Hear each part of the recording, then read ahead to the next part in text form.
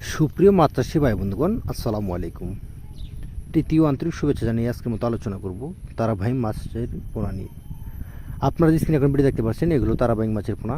1.5 থেকে 2 ইঞ্চি অর্থাৎ 3 ইঞ্চি সাইজের তারাবাইং মাছের পোনা। এই মাছগুলো আপনারা চাইলে কাপ জাতীয় মাছের সাথে মিক্সড চাষ করতে পারেন, কারণ এই মাছগুলো খাবার ছাড়াই পুকুরে বড় হয়ে থাকবে। এই মাছগুলো চাষ করার ক্ষেত্রে অবশ্যই আপনাদের একটি কথা মনে রাখতে হবে, কারণ বন্যামুক্ত পুকুর প্রস্তুত করতে হবে। তা না হলে যদি খালে বিলে নদী নালার সাথে যদি আপনাদের পুকুর থাকে, অবশ্যই আপনারা দেখে শুনে পুকুরের পার ভালো মতন মেরামত করে আপনারা এই তারাবাইং মাছের পোনা চাষ করতে পারবেন।